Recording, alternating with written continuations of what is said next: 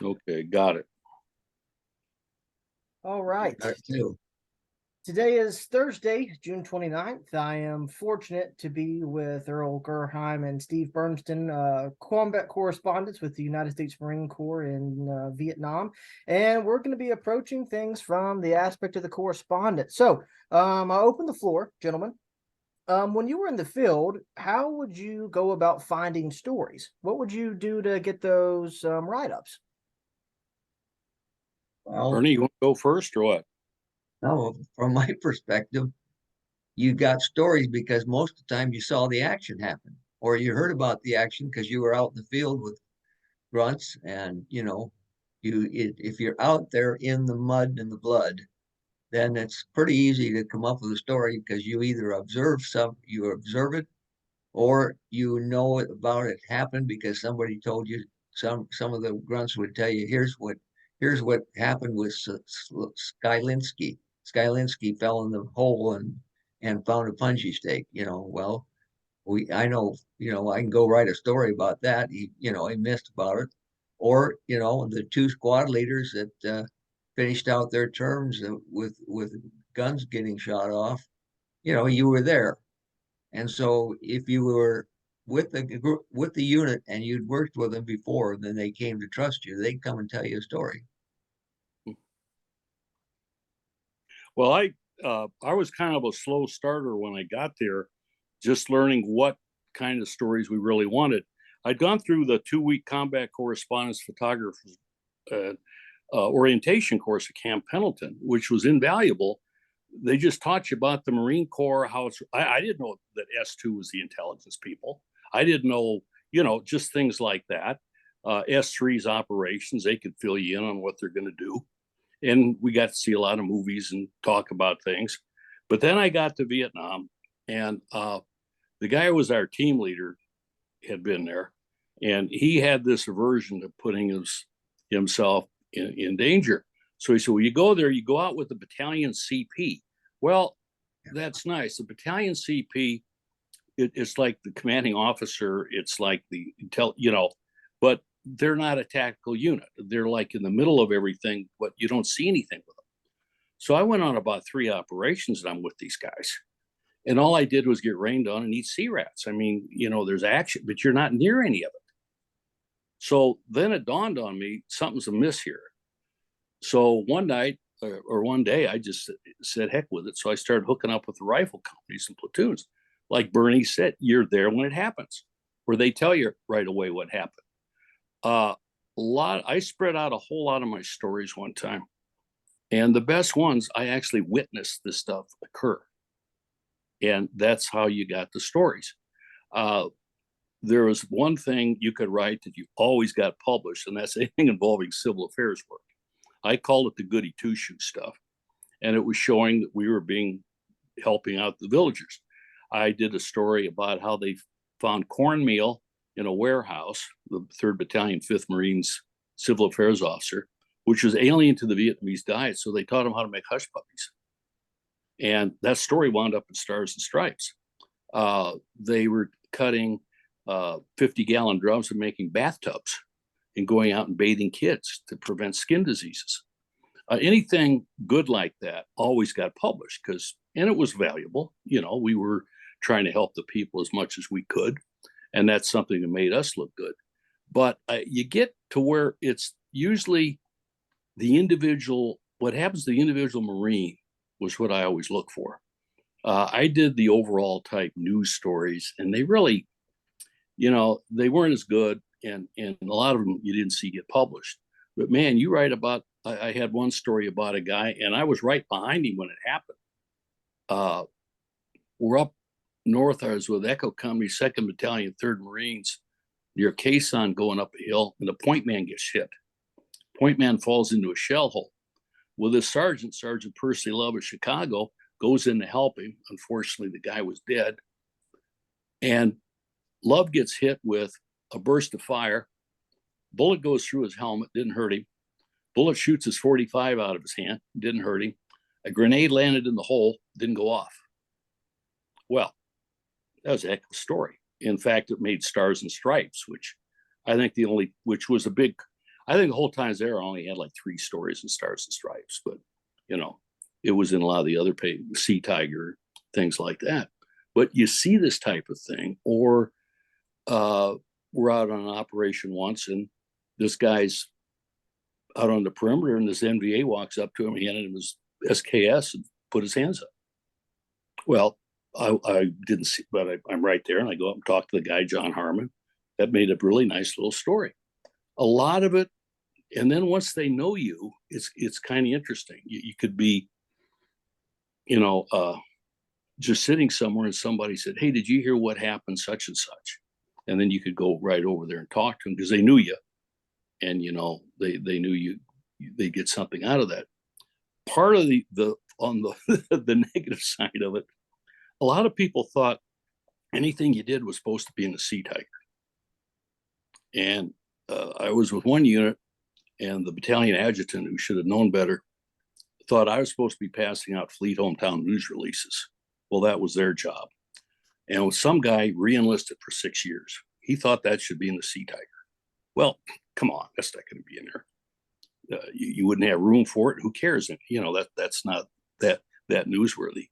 And he was upset for months. Every time he was very upset. He told me he didn't want me around the area, and do. God, 6 years you couldn't even. I said, "Sir, I get stuff, really good stories that they don't run, but they'll run it at the Camp Lejeune Globe or the Pendleton Scout, which doesn't do the guy I'm writing about any good. But you get to a point where you know what's really printable." And I got to a point, I swear it, anything I did got published. Even stories you didn't think were all that good wound up getting printed somewhere. And I know when I got back, and I had 8 days getting discharged at El Toro, and I was visiting a friend of ours I'd been over there with, worked on the paper there, and I'm just about to get out, and here comes the Sea Tiger. And my last 3 stories I did were right there. That was my farewell, and yet all 3 of them got published in that one edition there. And that was kind of nice. You're back in the States and see that. One thing that Earl was talking about, the Fleet Hometown was a different. I don't know if it was a different responsibility. The idea was the Fleet Hometown would go to some guy. You'd get the guy's name, address, newspaper if he could remember it, and then you would go ahead and fill out this form and send it to him. It was a stock story. So and so from so and so arrived in South Vietnam. Or he got promoted to corporal, something like that. You either slammed in 1 or 2 already done pieces of, okay, let's see, he just reported in. Okay, hit the button or type up the one that says the guy just checked in. You had standard stuff. The stuff that was really important was there was an element of people down at the Combat Information Bureau, which we will let go for another time. But their job was to take our stories and then send them to the guy's hometown newspaper. And then once that was how they spread the Marine Corps message. And so what would happen is Earl and we'd go out in the field, we'd see an action, we'd take our notes. I still got all my notebooks, and we'd take our notes, and then we'd come back to, in my case, I came back to 2nd Battalion, 1st Marine area, and I made a deal with the chaplain that if I would type up his Sunday sermon, he would let me use the typewriter to type my story. So that was how you would get the stories. You'd see it, you'd come back out of the field. In my case, I went to the battalion. Like Earl said, that initially they wanted you to stay with battalion CP. Well, that was like dating your sister, But anyway, the whole gist of what we were, the North Vietnamese had us classified as what they call us, Earl. They called us propaganda. Yeah, we were propagandists in their eyes. Of course, they couldn't come up with another term because they just used propaganda for any way they didn't like. But we we as correspondents had, you know, a certain amount of benefit for shooting or capturing because that we were considered propagandists. The other story that comes to mind about the propagandist part of it was, if you recall, I sent you a copy of my press card, Yes, sir. and the back side of the press card, it is in Vietnamese and Chinese. And what we used to always say when we'd be laying down in a fire patty, you know, rice paddy and fires going overhead, well, somebody stick your press card up there and tell them in Chinese that we're not on their side. You know, hey, don't shoot me. I'm just a combat. I'm just a reporter. Don't shoot me. But you know, you could stick your card up and there wouldn't be anything, but you know, nobody was reading it. But Mhm, we always thought it was nice that they put it in Chinese, which kind of indicated to us that maybe the Chinese were involved in what we were doing. mhm. Well, it was very interesting that that card, you needed it with your repeat travel orders to get on a flight, and we had an A priority to get on flights to get around, you know, from one place to another, uh, and that was always kind of interesting. But a lot of the stuff, most of the stuff we had was sent out to the Sea Tiger or Marine Corps newspapers in the States. We were really misinformed as to how much ever went to somebody's hometown newspaper. When I first lived in Spokane, I worked for the Associated Press. I remember talking to people at the Spokesman Review and the Chronicle here, and they got the Fleetnik stuff. You know, so and so is reported into Fubai in the Marine Corps. Sergeant so and so was promoted to his present rank while serving with the 5th Marine Regiment near Da Nang. But they didn't even know what I was talking about. They never got to send those things. And I worked for the paper in Port Angeles, Washington, and they got the fleet. But as far as thinking that, this, let's send it out to this guy's paper, that rarely ever happened. Most of that stuff was sent to the district's headquarters, and they never sent that out either. So I'm telling 3 newspapers that I know of never ever got any of that stuff. And I'm not talking just Marine Corps. I'm talking the whole thing. So some of it did, especially it was a small. I remember a guy was from Duck Run, Kentucky, and there's some nearby paper ran a story about him being, in Vietnam. A story I did, but most of that stuff, we knew it was going to go to Marine Corps post and station papers, but I think they missed a good bet not sending the stuff to a lot of the local papers, because they would have run it. There was no two ways about it.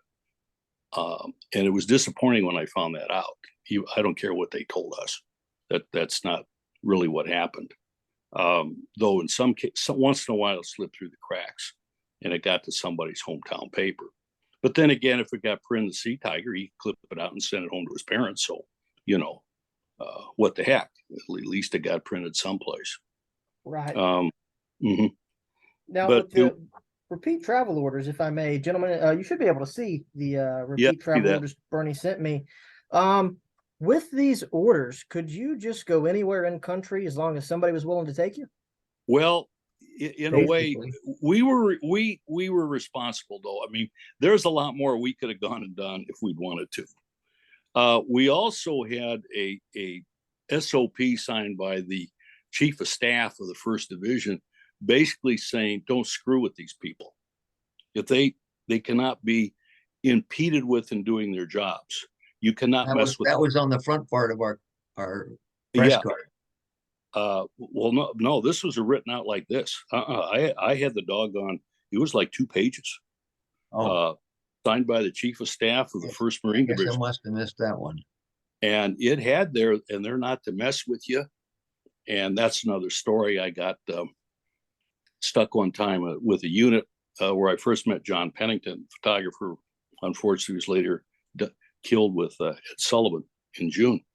And I got out there and they said, everything you do, you will type up, you will give it to the colonel, he will edit it, give it back, and you will type it up again. I said, oh, no, I'm not. That violates the whole thing.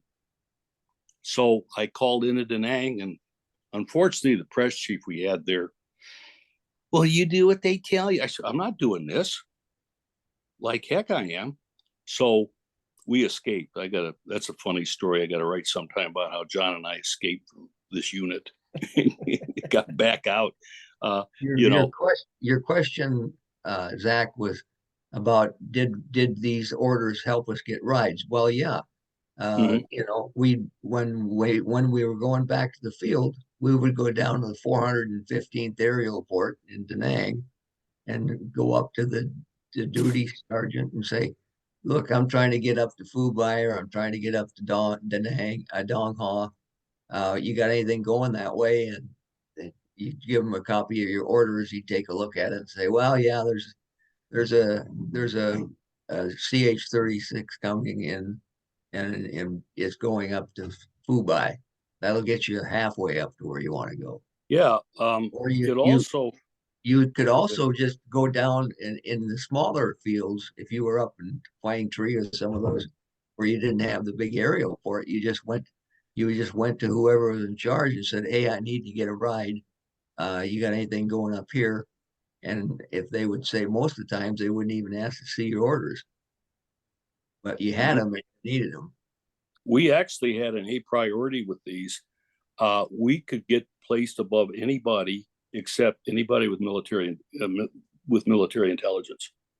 I can remember getting placed above officers, for the priority of getting on, and you flew everything. I mean, there'd be those old C-47 type planes back and forth. I've flown in on C-1, big old C-123. I don't know what they are, where they could put about 50 guys in sitting down, knee to knee in the plane. One time I was flying up north into Dong Ha, and I think it's a C-117, the Air Force. I can't remember, but the back dropped down, and we're going in, and they announced, they're getting intermittent mortar fire here. So as we land, we're gonna drop the back down, and you guys get the heck out real fast, while the plane's still moving very slowly. And they don't have to tell you to get out fast, under those circumstances. But the orders, you could just go around about anywhere you wanted, and it got you in. Your press card was a good way to talk you in and out of jams if you got in any trouble. I know after months and months after Way City was secured, some of us went up there just for a last visit to the city, go and eat some food, just walk around. It was Tom Dolan and Gus Hassford and Mike Stokey. And we're out there, my gosh, we're walking along, up full of these two Jeeps of Army MPs. They got out. "Okay, you guys, you're off limits. You're under arrest." We're going, "What are you talking about?" So we tell them we'd been there when it wasn't a lot of fun, showed them our press cards, and they let us go.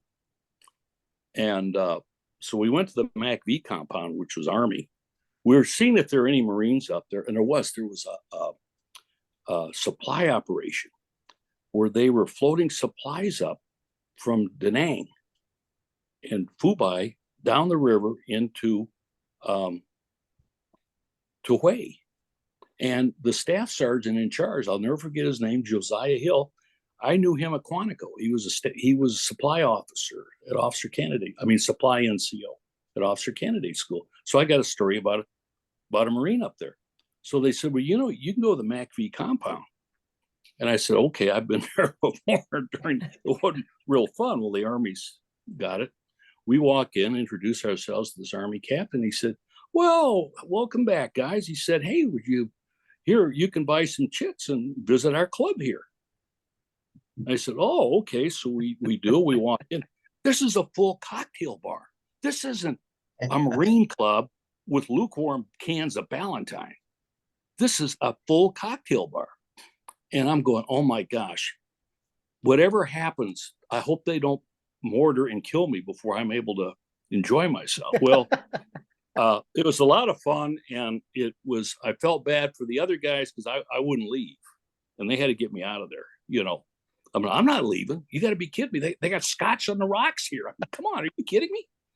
So I thought that was pretty nice. But again, I did here's these MPs think they're going to bust us, think we're up there looking for female friends, and we weren't. And they said, well, I only know Marines, they got some deal, they're unloading supply. Well, in fact, I ran across a story the other day. So I was able to get a story, talking my way out of getting busted by the Army MPs. So, you're able to get stuff. It's just amazing.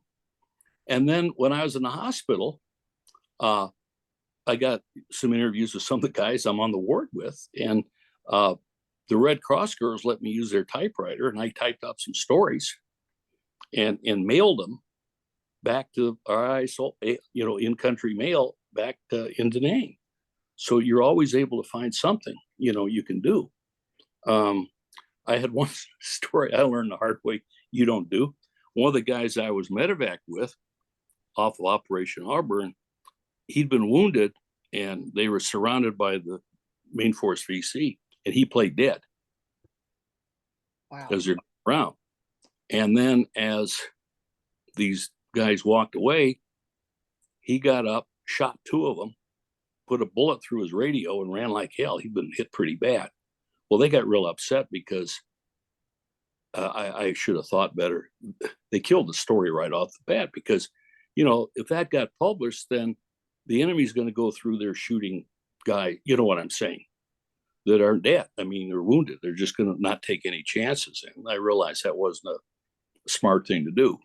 But I did get some other pretty good stories that way, just talking to the guys and sitting out on the deck of the hospital ship, smoking cigarettes, and guys had just come up with some of the darndest things that happened to them.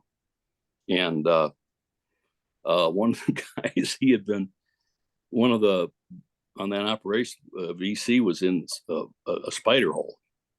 And this guy, was covered over so he could pop up, shoot, and go back. Well, this guy stepped right into it. He was a big guy. And he kind of squashed this Viet Cong. And in fact, the guy saw him there stomping on the guy.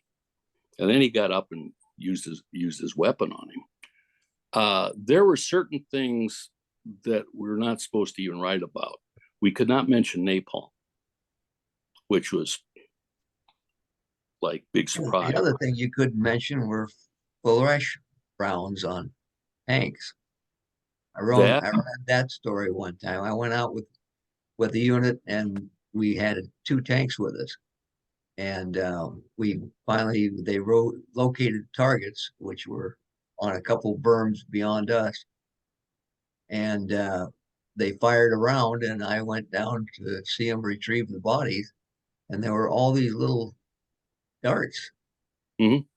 And I had no idea. I'd never been around them before. And so I turned to this one lieutenant that was the platoon leader, and I said, what kind of round is these? I've never seen these. I mean, they're peppered the bodies. And he said, those are flash rounds. We don't have them officially. Do not write a story about using them, because we don't have them according to the Geneva Convention. And I was confused because it was a good story. I had already started taking notes for it when I realized that, I couldn't write that story. So that was another one you had to let go. Mm-hmm. Hassler wrote one once, a story from Way about the 106s using a flechette round. And, okay. Well, this colonel at the CIB wrote a letter to our officer in charge claiming that Hassler should be disciplined. He made this up. We do not use this type of thing in Vietnam. He's, like an enemy prop. I mean, and we all laughed. In fact, when I did a review of the short timers and it came out, I mentioned that incident. And we were all laughing. Oh yeah, we don't use them. Our Lieutenant LePage is supposed to discipline Hassler for this. So Gus is going, oh God, what are you going to do to me? Send me to Vietnam? Give me a spanking. And that, in fact, we were, for one time, we weren't allowed to mention the use of shotguns. Why not?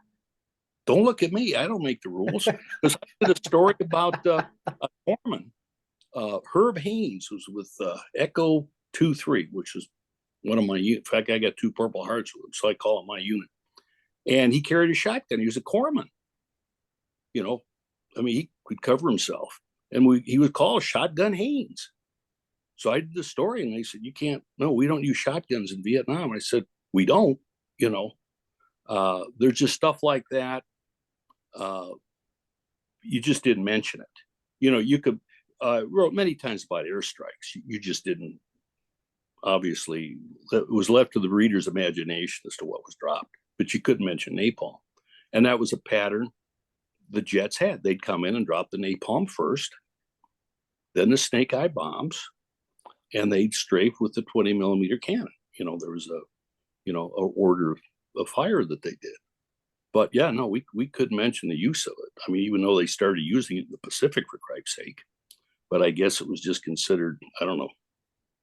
I want to go back. I want to go back to something that we were talking about a little while ago, and that was the really nice stories we could write about medcaps, where the medical they took care of the villagers, and then we also wrote stories about schoolhouses being built and school supplies being gathered.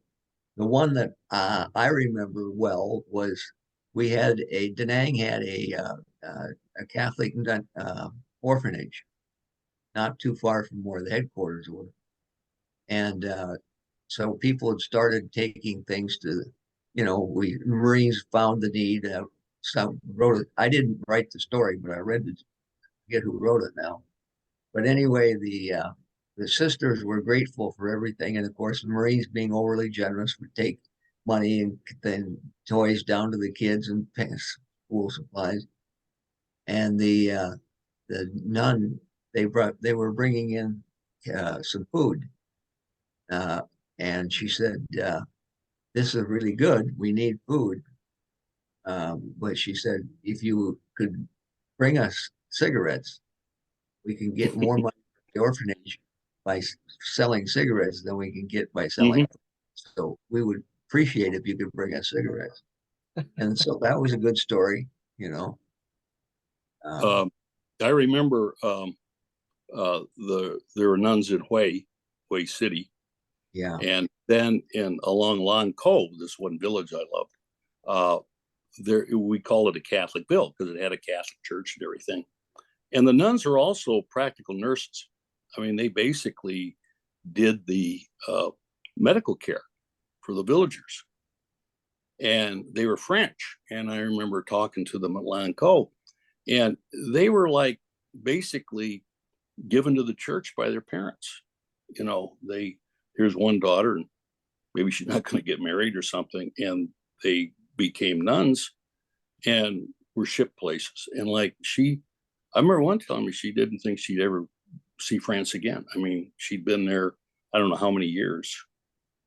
And it was interesting. They had the school, the nuns ran the school there. And of course, like I said, they were all equivalent to practical nurses and provide a lot of medical care.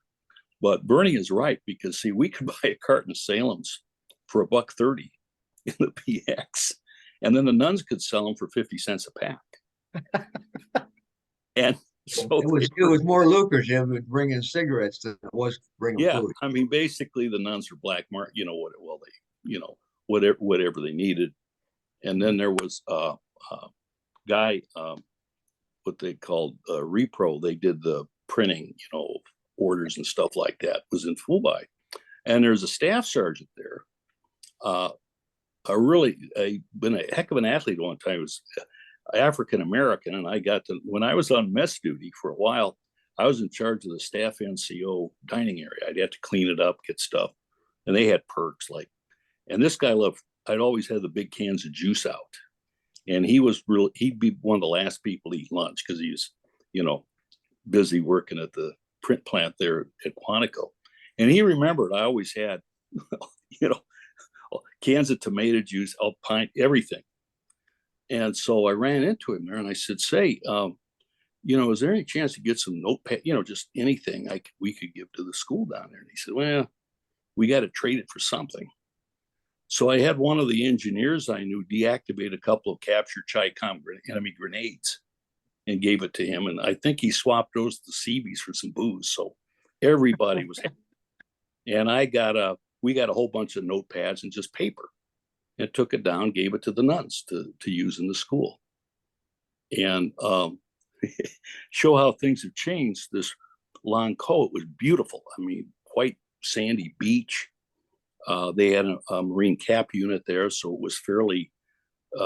They weren't even hit during the attack because of the Marine cap unit being there. So I'm volunteering at something here one day, and there was a fraternity from Washington State University came to help with this project. And there are a couple guys who are obviously of Vietnamese descent, and they couldn't believe I knew that. Well, don't tell me. I know you and everything. And their parents were from Vietnam.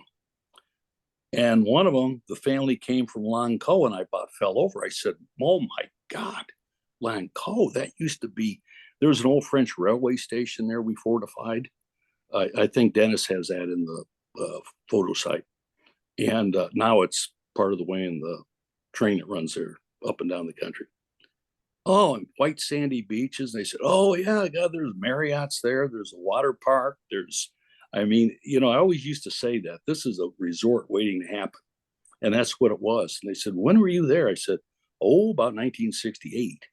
And it was, but we were, it was a Catholic bill. And I remember the white sandy beaches were just absolutely unbelievable. And so there was a fishing village, and I went out once with some fishermen. They wanted me to go out with them. I know why. I got out there, and they wanted me to grenade some fish for them. I said, "Well, sure, anything to help you out." So and then all these fish propped up.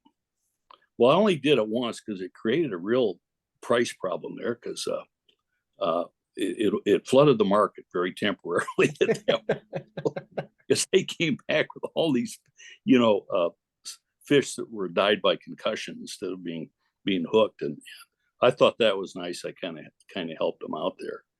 But it was a place I always thought about. And then years later, I read that the NVA had gone through there and leveled the bill.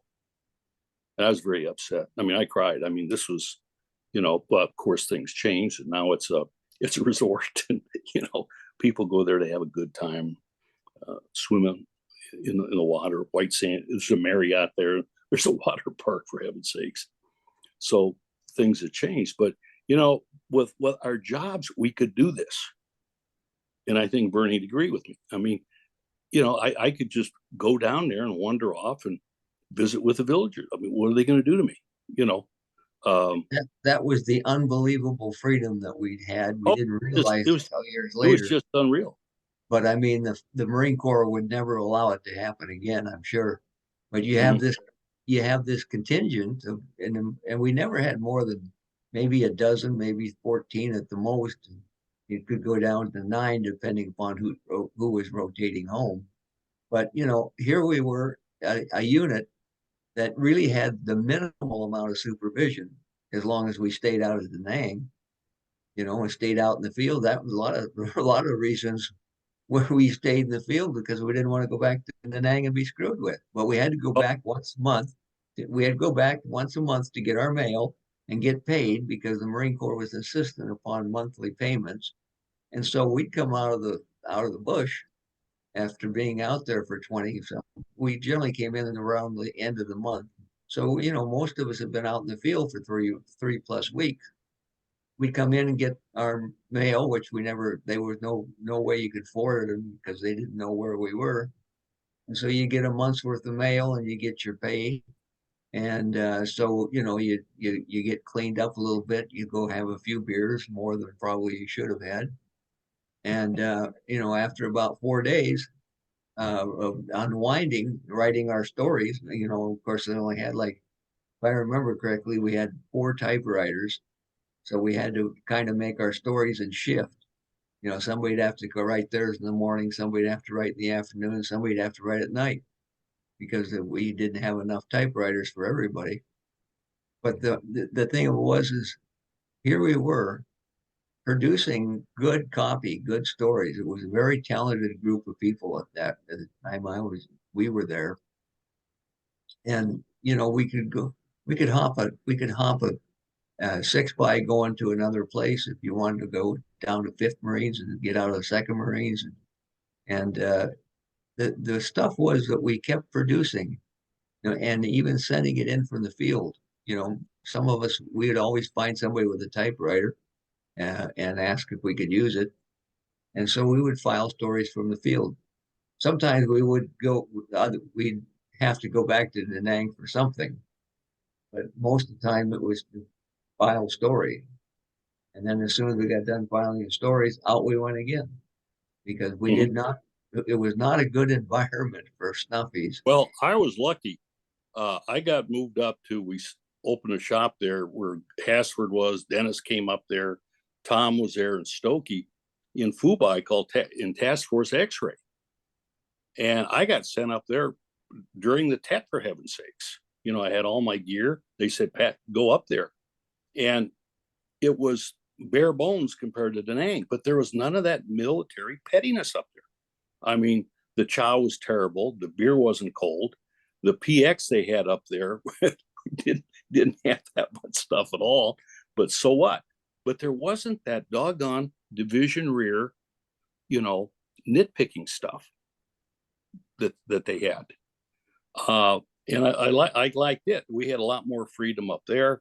Our, like Lieutenant LePage, Master Sergeant Wilkinson, just do your job. As long as we were filing stories, they didn't really care. You know, I got talked to once about maybe coming in out of the field and overindulging in the lukewarm beer. I think Stokey got told, you are supposed to salute officers, Mike. I mean, that's part of the military bit, you know. They keep us off of work details that the company wanted us to get put on. So it was a totally different environment. And then I'd get down to Da Nang a couple times a month just to buy canned goods at the big PX there. And right away, all the stuff started. It's like, when did you last shave? When did you, I mean, it was, you know, it was very nice not to have to put up with that, you know, up in Fubai. And, you know, so I think that's the thing that bothered a lot of us was in anybody was the nitpicking stuff, not the big stuff, just the nitpicking stuff that they could come up with and mess with you.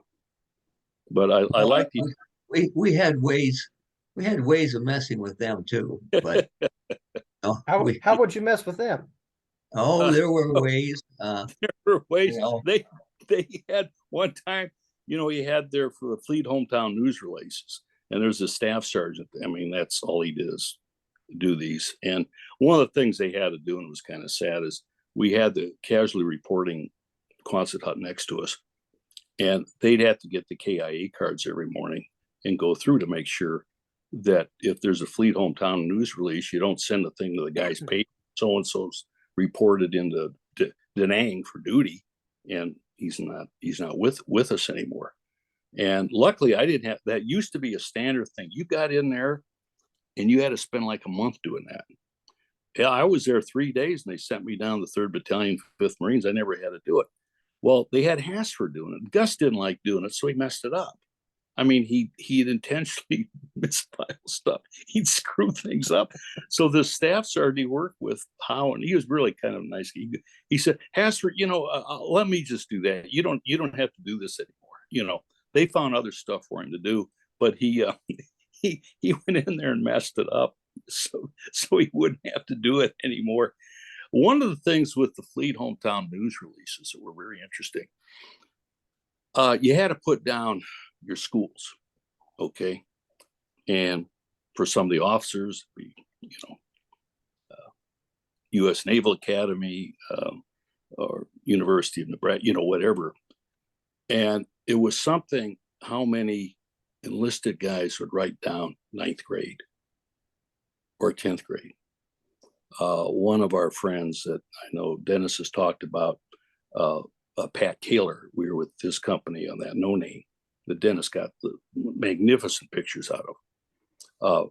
And Pat was, he was a captain then, and then he retired, was working for the Educational Service District here. He's retired as a colonel. So we get together all the time here in Spokane. And Pat said the first platoon he commanded, he was a 2nd Louis, the 3rd Division, had 42 men and only 3 had high school diplomas. 39 hadn't even finished high school. And unfortunately, that's what the closer you got to the real combat, that's what I'll tell happened. I'll tell you a little. I met up with with Second Battalion, First Marines. Worked mostly with them until I went north, and then I worked with Third Marines and the Fifth Marines. But the story that was kind of funny was this kid, the Gunny told me about him. Said you might want to go down and talk to him about stories about you could do for him, and a story about his mother, and a story. The kid had ninth grade again. It was not eighth grade. He didn't make it into high school, and he got into trouble with the law several times. And finally, the judge, told him, "Look, either you go into the Marine Corps or your Army or Air Force, but you're enlisted, and if you come back and show that you enlisted, I'll waive the jail time." Well, the kid went down and told him, he said, "I'm not getting in the Marine Corps. I've heard about that outfit. I'm not getting in that one." His mother comes down and says, "Put him in the Marine Corps. Don't put him in any other service. Put him in the Marine Corps. He might be all right when he comes out back." So that was his mother basically encouraged him to end up. The other story that was kind of funny was during our time, the big deal on reenlisting was you could pick another MOS, and they were really pushing jet mechanics.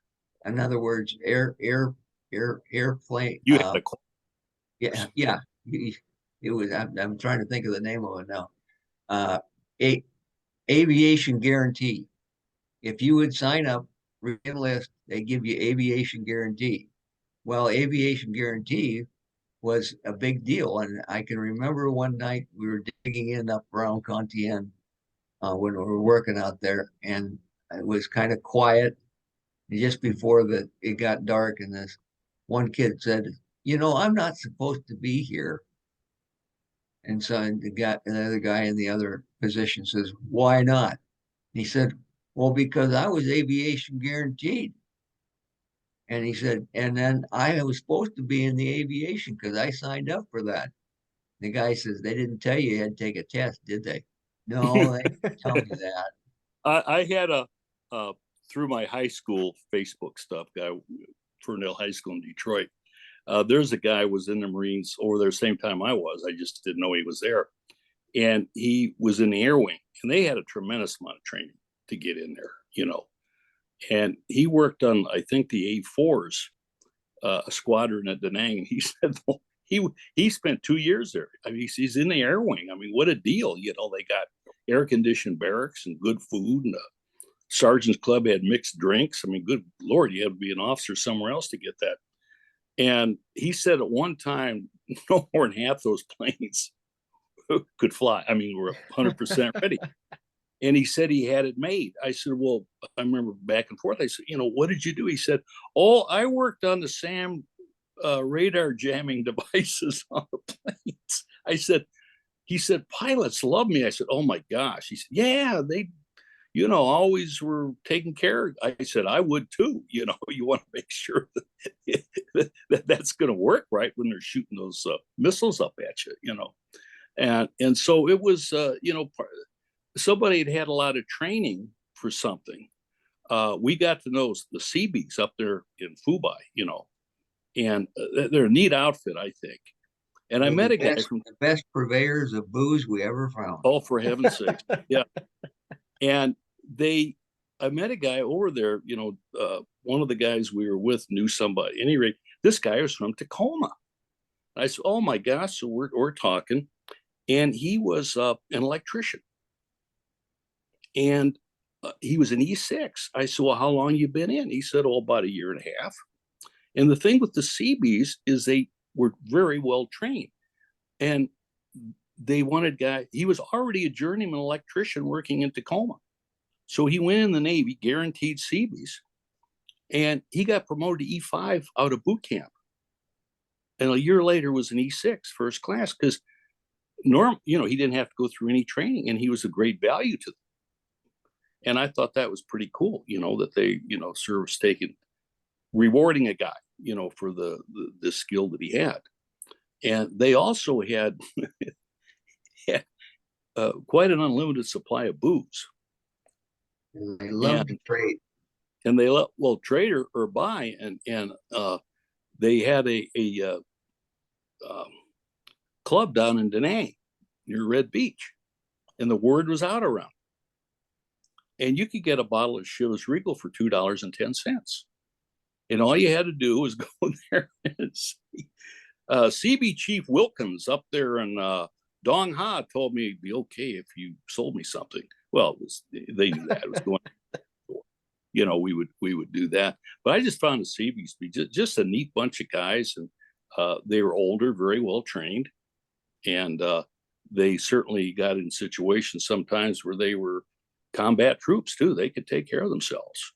And very, very interesting guys. And I know they did a lot of construction work, and we did our own. We had our construction type engineers, and there was a bridge company that wound up, was based out of Fubai, and they had to replace the bridge that got blown up away, that the VC blew up. They put this pontoon bridge in all the way across the river. And I went up there for the ceremony opening, and Vice President Key was there, to make it official. And it was being broadcast, and he's on the radio, he's talking. And then they had a tape recorder with all this canned applause and cheering, because the Vietnamese are standing there looking at him, with his purple ascot he wore. He's kind of a playboy. He'd been a pilot, and he was the vice president of South Vietnam. And they weren't cheering him, but they had this, I remember, canned applause and cheering that they would turn up, as he spoke. But it was neat. I got some pictures of him there cutting a ribbon and everything. So, there was all kinds of stuff. It didn't always have to be somebody shooting. I mean, this made a good story about them building this bridge, pontoon bridge all the way across the Perfume River there in Hue. It's amazing some of the stuff that you'd come up. Like I said, the supply guy that I'd known in the States, it was a good story. How they brought this stuff up here. I remember Hassford did a story about a guy who'd been an amateur boxer, and he'd fought in the earlier in his career, a young guy named Cassius Clay, who later had fought him, and Hassford did a story about that. Of course, he lost, but that's very interesting now. At that time, after he'd become Muhammad Ali, became world champ, and then was very rudely treated. It was a disgrace, them taking his title away. If he'd been a murderer or bank robber, they wouldn't have, but otherwise they did.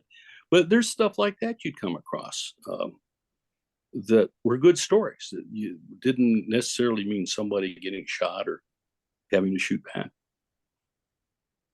Well, speaking of, you've both mentioned units, a various amount of units in our conversations the past two sessions. Did you guys have a favorite company or battalion that you like to work with? Oh, yeah. Sure.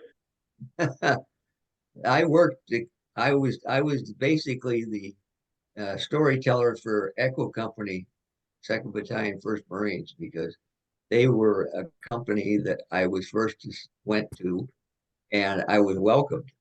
My first operations, second operation was with them.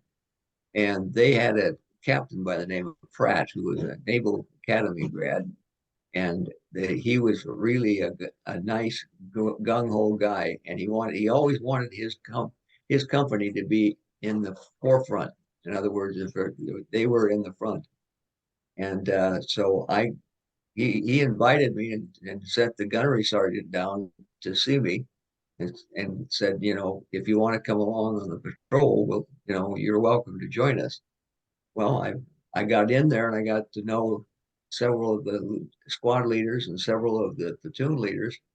And so I spent a lot of time with Echo 221, and then to the detriment, sometimes I heard from the other companies that they thought it was unfair. But one company I went with was so damn dangerous.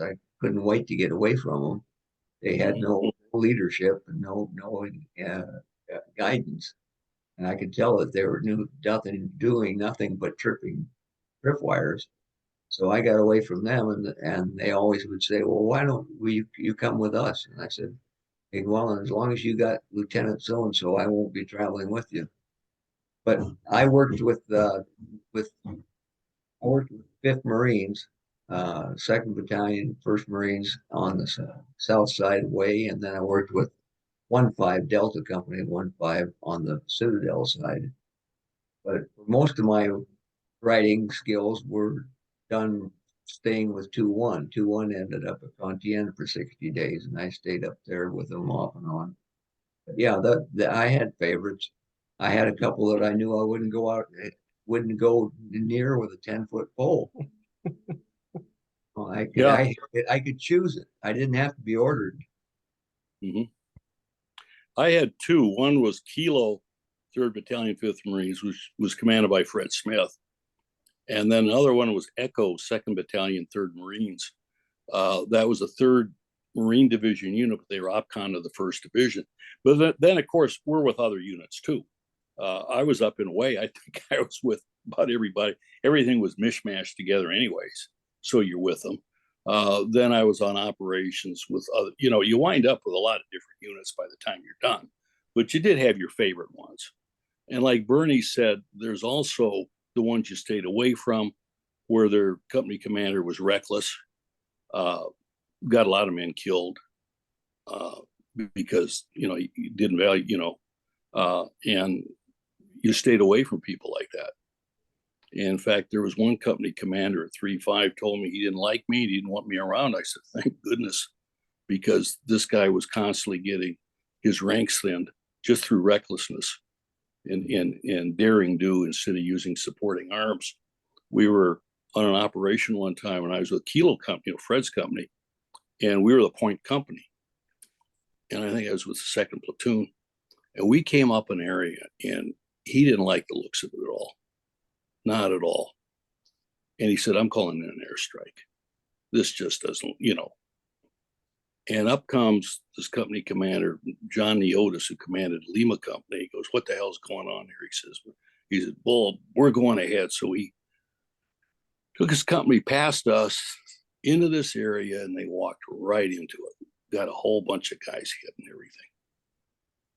And so finally we got to come up to get down a base of fire so these poor guys could get back with their dead and wounded. And there's one guy who's been hit in the arm and he didn't have his weapon. His hand was shot up and everything. He said, I want a rifle. I'm going to kill this son of a bitch. I'm going to kill Neotis and give me a weapon. I'm going to kill him. And so Fred, Lieutenant Smith, heck of a psychologist. He said, come here, Marine. Hey, and he had the corpsman, he said, I need a runner. Would you like to be my runner? Wow, I think you'd do real well. And the guy goes, okay. So he diffused the situation. Of course, there are a lot of guys willing to offer the guy a weapon, to go after this guy. And I remember that. And Fred was so upset because he called it Lima Leech. All these guys dead. I mean, just so this guy could get him online and pretend he's in a John Wayne movie or something. And he did that a lot. When we would get back together, and most of us, like I said earlier, the goal was to try and get in the last few days of the month to get your mail and your money taken care of. But when we would do that, we'd be all getting together, Earl would come up from where he was at, and Stokey would come from where he's at. And we would, one of the few times when we have a chance to get together, we would pass the word on stay away from this company, or it's okay to go with this outfit because they'll watch over you. You won't get left in the bush one day because they didn't think you belonged with them. So we would pass the word. Stay away from anybody taking an operation to go to an island unless you're with this company and that company. Otherwise, and on patrols, don't patrol down around Hill through 55 because the people down there that are doing the patrolling are scary people. So we would pass the word, so amongst ourselves, photographers and writers and radio people, we pass the word on good companies and bad companies. Mm-hmm. You mentioned getting paid. One of the reasons I was glad I left Da Nang is I think you got paid on the 15th of the month. And we'd be out in the field. So you come in, you go down, they said, well, how come you weren't here on the 15th? And then we'd have to have somebody come down, to verify, they had their little empire going there. And I remember, well, I wasn't here. I was down, this other place. And I remember after I got out of the hospital in a couple of weeks before TET started, and I'm there in Da Nang, and the company gun and our headquarters company gunny sees me. Gerheim, I was supposed to get I don't know, my gamma gal, I was supposed to get a shot or something. He goes, where the hell, I said, well, I wasn't here. And he goes, where were you? I got shot. I was on the sanctuary, for Christ's sake. He said, you're going there now. You're not going to avoid. I didn't tell him I had about 20 antibiotic shots while I was in the hospital. But that petty crap. But then Fubai, heck, they'd have a designated pay officer. Heck, it could be who knows who. And the guy had a shoebox with the pay roster and all the MPC in it. And I mean, if it took him 4 or 5 days to pay, you just tracked him down. And I think one guy was one of the motor transport officers one time. So I just went over this motor pool and this Louis, and I said, he said, yeah, I got your money, and there wasn't that petty stuff, there's a lot more flexibility in something like that. And it was just very, the Da Nang, it's that petty stuff they came up with. And I think that's why a lot of guys stayed in Vietnam would extend, because they didn't want to go back to States and put up with that type of stuff. And I saw a lot of rebellions with the guys that had been in Vietnam when I was stationed stateside. I mean, there are guys there that were acting platoon sergeants or infantry squad leaders for 13 months. And then somebody's on their case. Oh, you didn't shine your buckle good enough. Well, that's just hard to put up with. And that's why I like getting up to Task Force XRay. Heck, they didn't even, and I know I think I might have said this. Our lieutenant, who was an ex-enlisted, LePage gets a phone call, and he goes, yeah, in company office. And they need people for some shit detail. And he goes, and I'm sitting right there. He goes, Gerheim and Stokey, we're sitting right. I don't know where. I think they're out in the field somewhere. Well, I can't tell you where over the phone. It's, it is. It's kind of, you don't. They always had their Charlie may be listening. I'm sitting there, and he did everything he could to keep us from doing it. And then finally, when we got the detail to clean the shower. Well, the showers only came on 10 minutes a day, and you could hear it. So you'd see all these Marines with a towel and soap running like hell for the shower. And you really had to time it, because there were sometimes you'd be all soapy and they turned away. But I don't know what there was to clean up in there, but we were supposed to be there in the morning to clean the shower. And since they didn't even have the water on, but it's just little things like that. But they got us out of stuff like that, it was always kind of fun. And the mess hall they had for Task Force XRay was terrible. Found out that the main cook was trading off the good stuff for booze somewhere. So we did, but the battalions like 3rd Battalion, 5th Marine had a mess hall up there in Fubai. Well, I could eat there because, they knew me. I was with their outfits all the time. So it was, you really had a few perks, with the job. The flexibility is one thing. And I remember being one time something happened, and I remember this one captain, they were asking him, and he says, well, I don't know, he just belongs to the Marine Corps. I don't know what unit he's really in, And I was on an op one time where we're sitting in. I remember our artillery officer was a forward observer team. And I said, well, I'm going to have to go in a few days, get the stories filed, because, if I don't, it took 2 weeks for him to get the Sea Tiger anyways, from the time he actually got the stuff sent, to the CIB.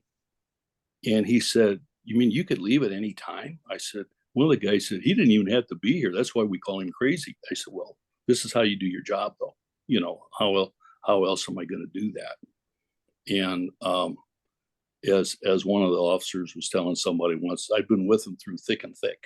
That's the way he put it. And by knowing you, they'll tell you things, and they'll want to talk more to you and everything. And it's just very interesting. And and that doesn't mean we didn't goof off once in a while, take off and do things on our own, like go rubberneck it up away, you know, once it was all secured. And they didn't like that very well. As long as you had a story. You're welcome for going to way which was all secured, because I know some people who secured it. Yeah. And I don't know if the other guys did, but I always had a generic story I could do. Like if I went down somewhere, was goofing off, we better come back with a story. That was our press chief up there. Mumbles, we called him in Fuba. He was a nice guy though.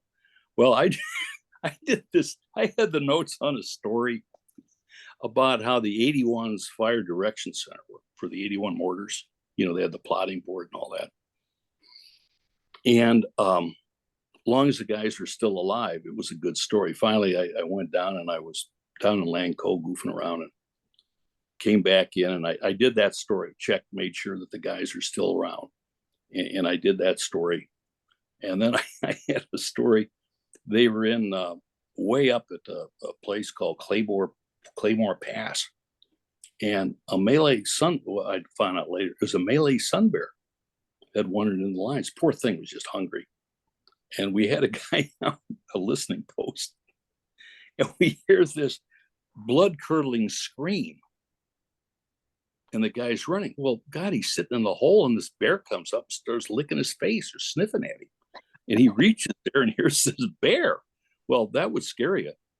And so unfortunately, you know, they killed the bear and all this stuff. So I kept that story. I don't think I ever wrote it up, but it was there. I had the notes just in case.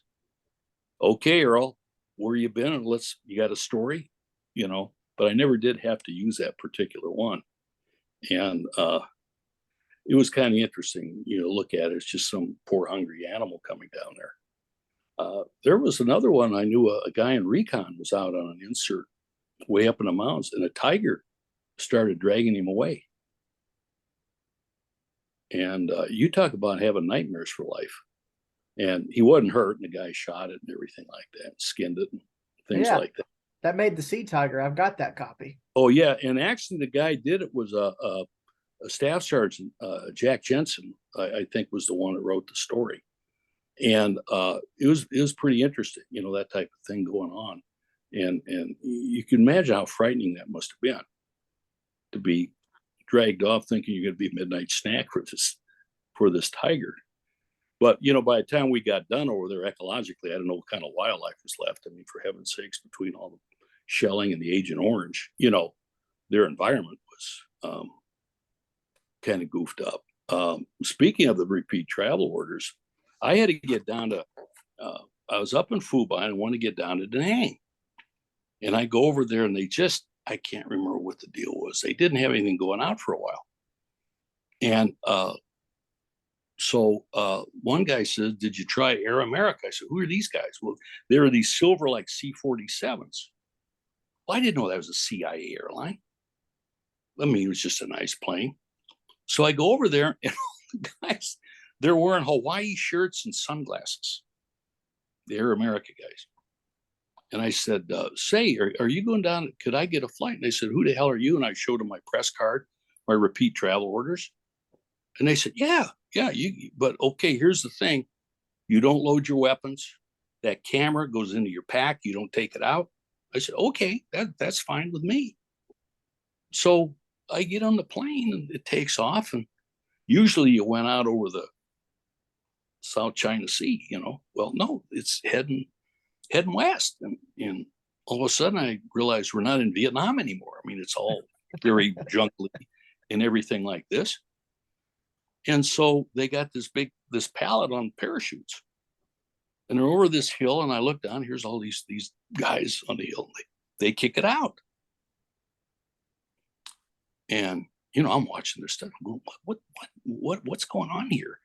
So we swing back, landed Da Nang.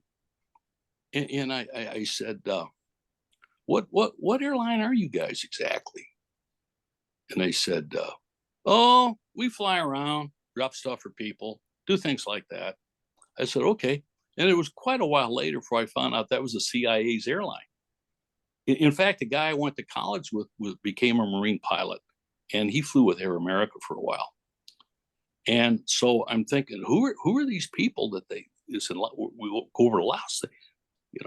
They had a generic term called Montagnard for anybody who was a hill, even though that they were like 80 different national types of things. And years later, I'm in Spokane. We got involved in helping resettle Hmong refugees. Had been the CIA's army that they'd hired, and there are an awful lot of NVA that never got down to shoot at us because of those Hmong people. And then when we left Vietnam, we just hung them out to dry. And the Pathet Lao were marked them for death, and they got across the Mekong, were in camps in Thailand.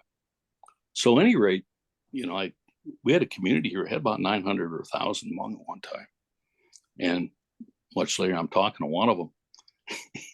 And he's telling me about how they would get supplied by Air America, these silver planes that kick stuff out. I'm thinking, doggone, I wonder if that was, those were Hmong that we dropped the stuff on. And then many, many years later, here I am, working with them here in Spokane, Washington. And it was very interesting, the impact the war had. And one of them had a problem one time with somebody. I had trouble getting him housing, and I said, fine, I need your name for my newspaper article about how you're denying proper housing to somebody just because they're, of Asian descent. Well, this one guy, I'd spent a lot of time with his family, and there was some mistaken identity. I won't get into the detail. He was accused of defrauding, checking into a hotel, or he wouldn't know how to check into a hotel if you showed him, and they came out the house and threatened him, found out they'd made a mistake. So I called this guy up, and I got mad. I mean, I lost my temper over the phone to him. And he calmed down. He found out I was a newspaper reporter, and I could have made things. And I was talking to a couple other vets one time, and my wife was really upset. She said, it's a good thing that guy's not here. I mean, I went completely nuts. And they were saying, well, you go over there, your idea was you're helping these people, at least we did at the time. I think we had the best of intentions going to South Vietnam. So you're over there through all this, and then somebody messes with one of them here. No wonder you got upset. That's just, that's not uncommon. I didn't feel that maybe I was that overboard about it. That's the reaction I would have had. You're messing with these people, and now they're my people here, and they were always very, years later, loyal. They knew who I was here. When I was delivering mail, after I left journalism, there was a street had a couple Hmong families living on it. And this many, many, many years later. And some doper thought I didn't have his mail or something. He got threatening. And all of a sudden, here comes these two little guys. One's carrying a wrench, running up there to help me. And they say, we know who you are. We heard about you from Shenzhen many years ago. We know who you are. And that was really something, that they'd, some of them, 20 years after I helped bring them here, they'd have a problem somewhere, and I get a call. They've got your name and phone number here and said that you will vouch for them or something like that. And I thought that was very interesting. Small world. Yeah. Oh, it is, and there was a professor at Eastern Washington University wrote the most comprehensive book about the Hmong people. He did a lot of research. He was a very gifted scholar because he had a Hmong student in class, didn't know anything about it, winds up writing, and I did a book review of it. And somebody complained, how do you know this is that? I said, because we couldn't find anything on them, when we started getting involved, except some little journal articles. But it was very interesting. There was also, there's racism. The Vietnamese didn't like the Hmong. There were a lot of Vietnamese here. And we had problems there. where they looked at them as lower class people. And I didn't like that at all, that happened. And you also had the ones that were Laotian, who thought they were, the Hmong were the Beverly Hillbillies, and they're the, so this is even within the Southeast Asian community here in Spokane, Washington, problems like that. And you had to deal with that sort of thing. And a lot of them had no education, which is hard getting them work. I mean, even working in a laundry, they had to know things. But eventually, a lot of them did get educated, the kids especially. And it was fun knowing them. It was fun knowing a lot of the Vietnamese here. And I knew this one family at the school where I volunteered, grade school. And the kids are sharp. I mean, they made the kids do well in school. And I'm talking to the mom one time, and I told her where I was, and they'd go back to visit now. The war's over. And she goes, "You were in Tet Offensive? You went away? Oh, Earl, no. There are many communist soldiers there. You shouldn't have gone there." I said, "Yeah, now you should have told Westmoreland that. We were trying to."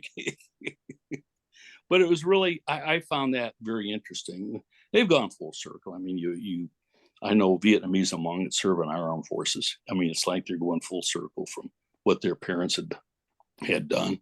The ones that have restaurants here, which I like to go to. And the best one here, unfortunately, they're from Nha Trang. They're from part of Vietnam I was never in. And there's a Vietnamese kid at the school where I was volunteer, a 5th grader. And he told me, he said his uncle was there and lost his leg. He was in the South Vietnamese armed forces. And I said, "Will you tell him I was there too? I was in the Marines. I'd sure like to meet him."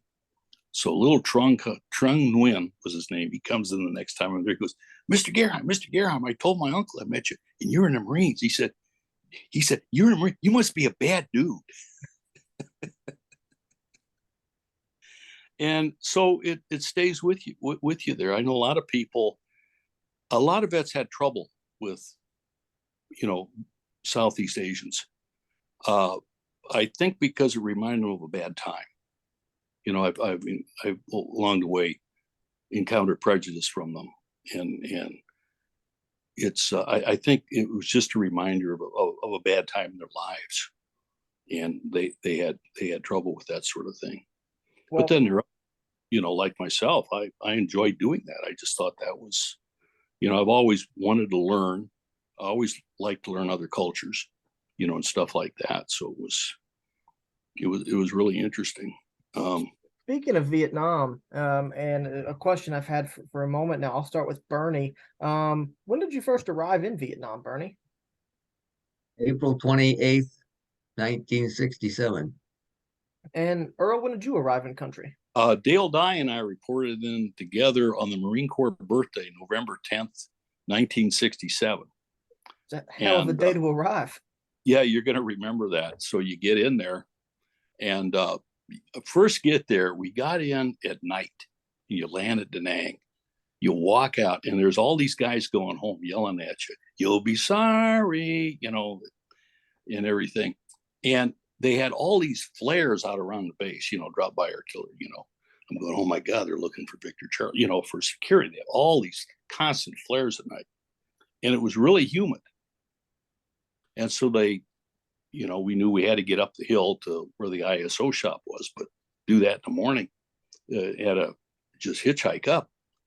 And so they put us in this one hooch with cots, wake up and go, everybody's carrying a gun.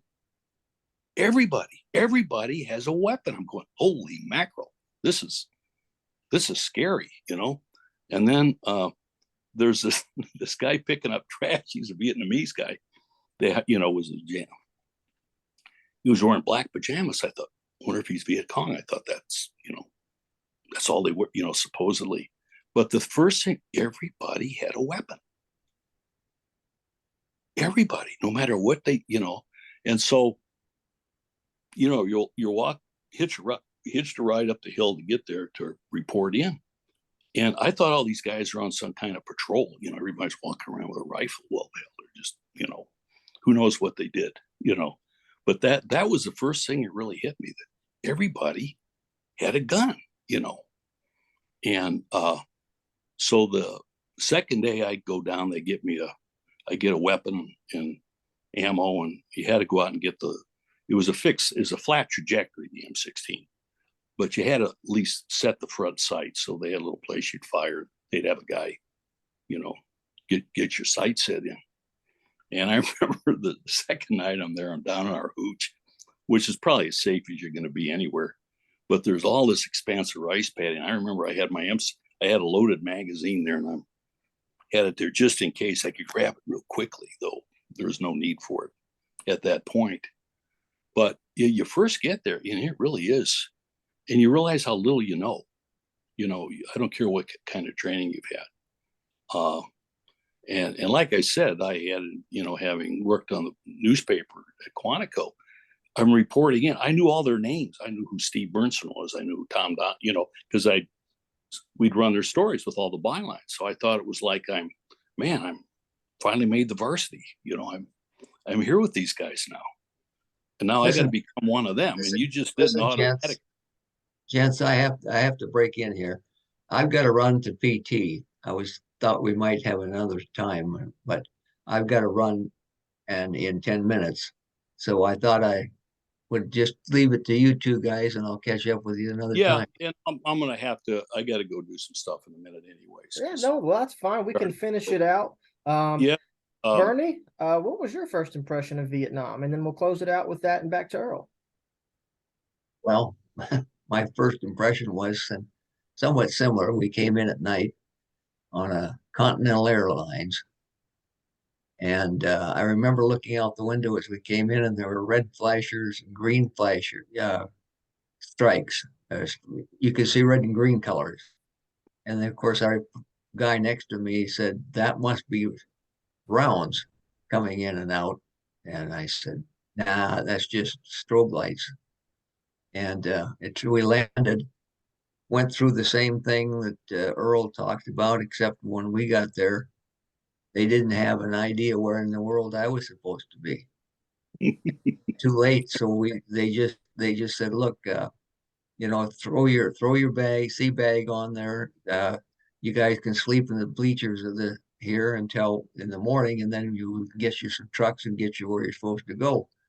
Well, in the morning they were sending this. Okay, you go to that truck over there. That's going to 5th Marines. That truck over there is going to 1st Marines. And the truck over here going to 3rd Marines. And then he comes to me and he says, "Where are you going?" And I said, "Well, I'm supposed to be at a ISO, International Services Office." He said, "Well, what's the MOS?" And I said, 4312. He said, "Oh, well, we just send all those guys down Chulai. You know, that's where all 4312s that we've got, they say send them to Chulai." So I go on a truck going down to Chulai. I check in down Chulai, and the guy says, "No, you're not supposed to be here. You got to be back in Da Nang. Quick, grab that truck. It's on its way back up." So I get back up, and I've been to Chulai and back up, and the guy says, "Well, it's too late to get you another truck." He said, "You'll just have to spend another night here." And I said, "No, can I hitchhike? I know her." Yeah.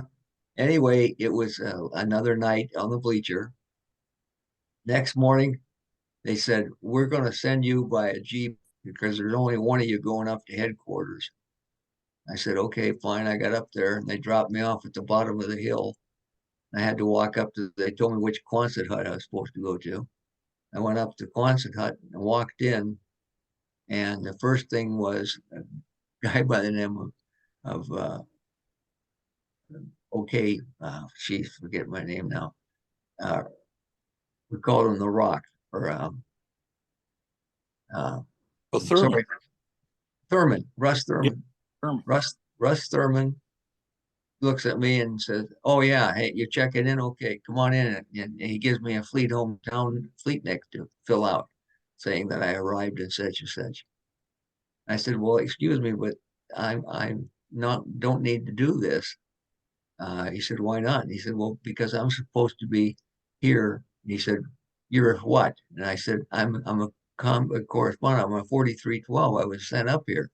And he and another guy by the name of Ira Hayes suddenly started grabbing each other, saying, "He's mine, he's mine. No, no, he's mine, he's mine. No, no, he's mine." I'm wondering what the hell's going on. These guys were waiting for a replacement so they could go home. Well, they extended anyway, but uh, Ira Taylor went home. But so anyway, that was my welcome. Was two guys pushing each other around on the Quonset hut floor, saying, "He's mine, he's mine." And things just kind of went strange from there. It's interesting. You get there, and you realize, especially you don't know anything. Catch up with you guys later. Yeah, See you, Bernie. I'll talk to you later, Bernie. Yeah. Yeah, I'm hoping. Did Dennis have a medical appointment or something? Does anybody know? No idea. I'll give him a call here later and see if he's all Well, right. his input certainly is missed. Obviously. Yes, it certainly is. But yeah, you get in there and you don't really know. You don't know anything. You're worried about doing your job. You're worried about letting people down.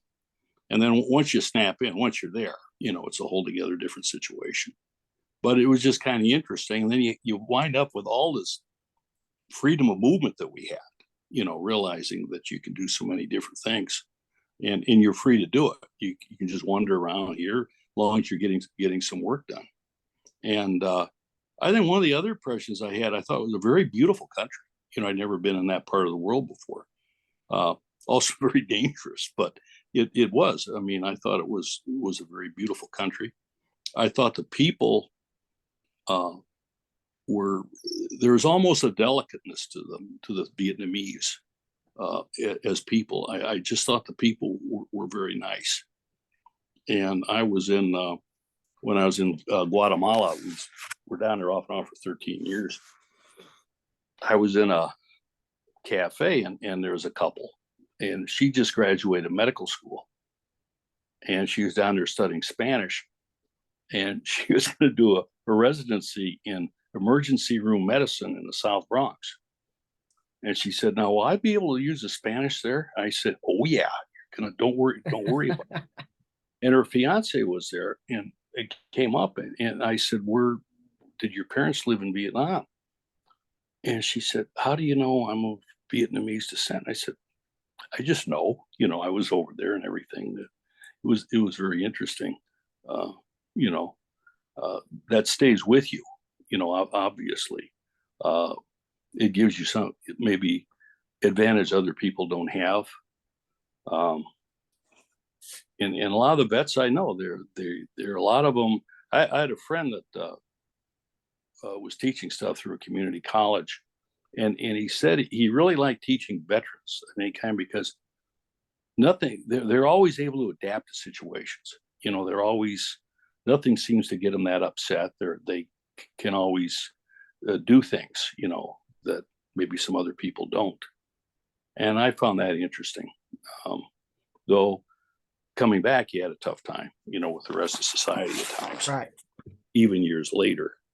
And I would thought, what petty poor people would treat people like that, that really is absolutely ridiculous. And but it is something. I mean, the impact, I never would have gotten into journalism. I never would have, there's just a whole lot of stuff. And I got to, because of the job I had, getting to know the people I wrote about, I got to know some people that fantastic. Just the everyday courage these people had and camaraderie and loyalty to others and stuff I saw. I mean, and this is something other vets have mentioned to talking. You get out in the work, I mean, I work places, people would stab you in the back. They wouldn't do anything for you, and that always bothered me. And there are people there that lost their lives trying to help somebody who was hurt, that really, and sometimes I got into trouble. I was an assistant city editor for a while. And one of the reporters, a young woman, was a very talented writer. She was out covering something. I don't remember who, but this guy is really mean to her. Well, as far as I'm concerned, she's in my squad. Hey, you don't do that to one of my people. So I called this guy up and I let him have it. And I realized I shouldn't have acted that way. But no, you don't do this. You know, I learned you take care of people. You stick up for them. And that's another thing I learned as, of course, going around. The people that were in charge usually in the infantry, their people were everything to them. That was their job, to take care of these people.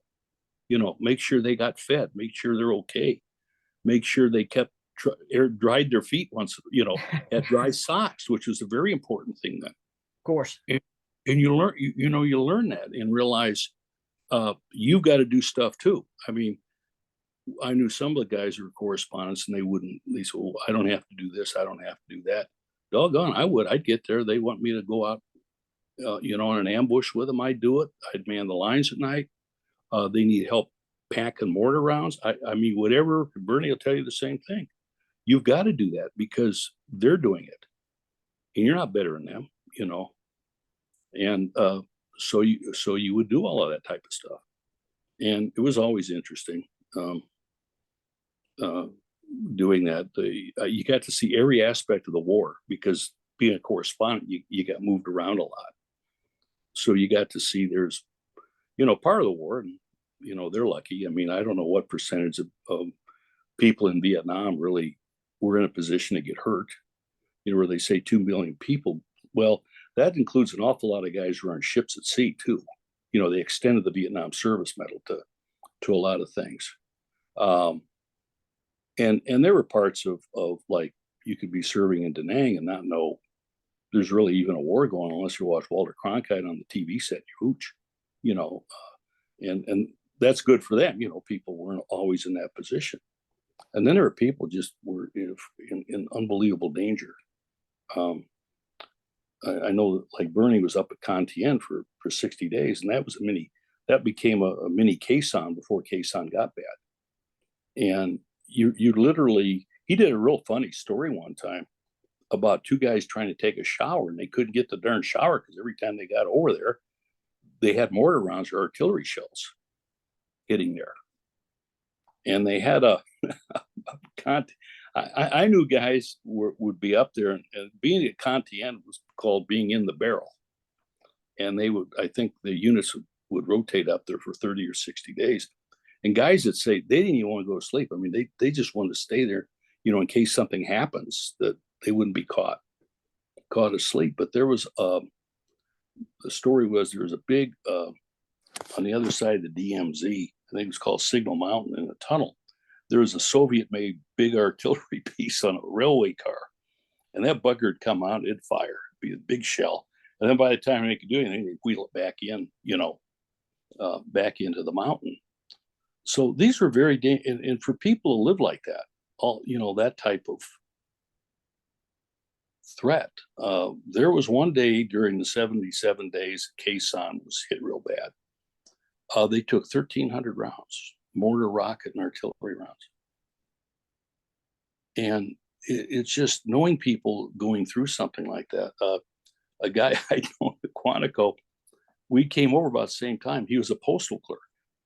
I said, "Oh, I'd work part-time, you know, in college and post, you know, boy, you'll have it, you know, we love the postal people, man. They don't mess with them because they have your mail." Well, he's assigned, he's in case he had another clerk. And what they would do, a chopper would come in and drop the mail bags down. They'd run out, zigzagging, sometimes with rounds landing, pick the bags up, and then run for a bunker, and then get the mail sorted. I mean, yeah, easy job, isn't it? You know. And he, in fact, I was going to do a story about him. I can't remember what happened to it, but you get to meet people like that, and they're people, you know, you know your whole life, like Dennis and Bernie and a lot of other guys. And it's just very interesting. You know, I had that kind of a job, and you wonder how your life would have been. I know after I got dismissed from officer candidate school, I was the last bunch they kicked out. And there were like 80 some of us all lined up. And they said, I was already going to get in the field because I had real high verbal scores. I said, okay, anybody here could type at least 40 words a minute. So people raised their hands. Well, I didn't. Well, they got set to personnel administration school and became, admin guys. I'm wondering if I'd raised my hand, if they'd have sent me to that. And I never would have gotten into what I did, It's just, the luck of the draw or something like that. I mean, the But Snuffies anyway, are famous. Yeah. I just was very fortunate. People I got to meet. I mean, where are you going to meet these kinds of people and get to do things like that? And we were looked at as sort of an aberration by others, that there were so few of us, and we would just show up, and do what we did, then move someplace else. And I think this is why so many correspondents and photographers got hurt, is we chased the war. I mean, if things slowed down one place, we'd go somewhere where there was something more happening. And I think that had a lot to do with it. And of course, you just had,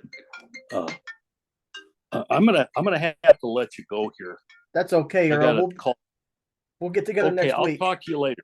See you, buddy. Yeah, okay, bye.